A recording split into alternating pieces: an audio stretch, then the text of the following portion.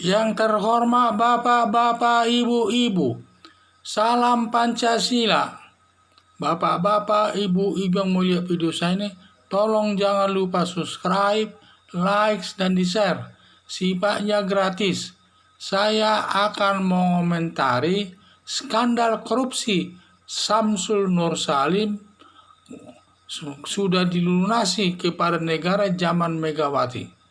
Jadi ini sumber saya dari YouTube. Jadi dalam kasus Samsul Nur Salim ini sudah agak lama ini, tetapi dia katanya sudah membayar utangnya kepada waktu itu mengambil uang dia kepada bank, sehingga bank itu banyak rugi dibuatnya. Sehingga ini merupakan suatu perbuatan korupsi karena dia mengambil uang negara yang menimbulkan kerugian kepada negara.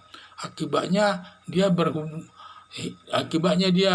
melakukan perbuatan korupsi. Dan saat itu banyak juga yang melakukan korupsi, yang lainnya sudah dihukum. Tetapi khusus skandal korupsi Samsul Nur Salim ini, dia tidak dihukum. Karena katanya uang yang dikorupsi itu sudah dikembalikan kepada negara zaman Megawati. Jadi skandal korupsi Samsul Nur Salim sudah dilunasi saat dalam pemerintahan Megawati selaku Presiden RI. Samsul Nur Salim melakukan korupsi atas keuangan negara, yaitu terkait dengan bank. Dia meminjam bank tetapi tidak bayarnya, kan?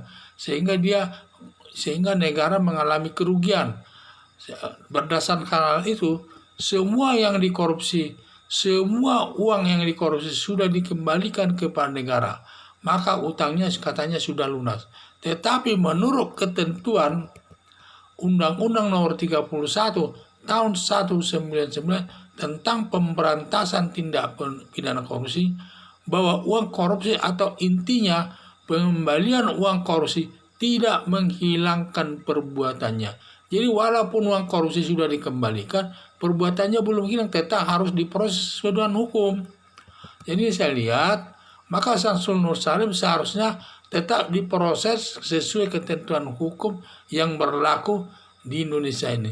Paling nanti sifatnya diberikan keringanan hukuman. Alasan meringankan hukuman itu karena dia sudah mengembalikan uang yang dikorupsi tersebut. Pengembalian uang yang dikorupsi hanya dapat digunakan untuk meringankan hukumannya. Skandal korupsi yang dilakukan Samsul Nur Salim ini seharusnya ditutup melanggar pasal 2 Undang-Undang Nomor 31 Tahun 1999 tentang pemberantasan tindak pidana korupsi, yang ancamannya yaitu hukuman mati, seumur hidup, dan hukuman badan maksimal 20 tahun. Di samping itu ya, dapat menerapkan hukuman mati diatur dalam pasal 2 ayat 2 Undang-Undang 31 Tahun 1999 tentang pemberantasan tindak pidana korupsi.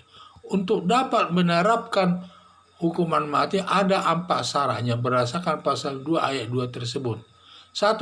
Keadaan darurat yang dinyatakan dalam undang-undang. Jadi negara itu harus dinyatakan dulu dalam keadaan darurat oleh undang-undang. Di samping itu juga ada bencana alam dan kondisi bencana alam.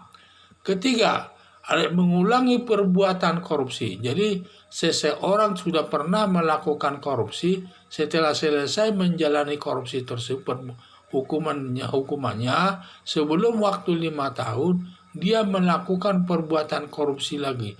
Ini yang namanya mengulangi perbuatan korupsi. Jadi ini dapat salah satu syaratnya ini. Kemudian dalam kondisi resesi keuangan dan ekonomi negara, dan negara dalam keadaan ekonomi tidak baik dan resesi lah ya. Itulah saya lihat. Jadi salah satu saja dari 4 syarat itu dipenuhi, maka seseorang itu dapat dikenakan hukuman mati. Saat ini dalam kondisi bencana alam virus corona. Karena dalam bencana virus corona sekarang ini, maka setiap orang melakukan korupsi dapat dikenakan hukuman mati saat ini. Itulah 4 syarat tadi tersebut. Jadi saya bilang ancaman daripada perbuatan korupsi sangat berat, yaitu hukuman mati, seumur hidup, dan hukuman badan maksimal 20 tahun. Jadi ini saya lihat.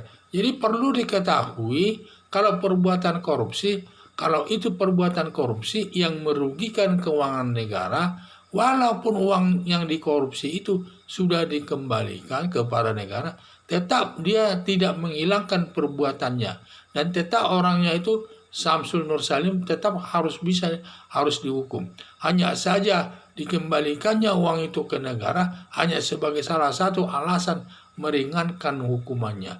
Makanya ancamannya itu bisa sampai hukuman mati, seumur hidup, dan juga maksimal hukuman badan 20 tahun. Di samping itu juga dapat dikenakan hukuman mati kalau salah satu dari 4 syarat itu dipenuhi, sudah dapat dijatuhkan hukuman mati kepada seseorang yang melakukan perbuatan korupsi. Karena hukuman mati itu dapat diterapkan ada 4 syaratnya: negara dalam keadaan bahaya, dan juga negara dalam keadaan pandemi corona, yaitu pandemi corona ya, bencana alam dan lain sebagainya, dan juga mengulangi perbuatan korupsi, dan juga adanya resesi ekonomi atau resesi keuangan negara. Nah, ini salah satu saja dipenuhi syarat ini, bagi orang yang melakukan perbuatan korupsi dapat dikenakan hukuman mati. Sekian dan terima kasih.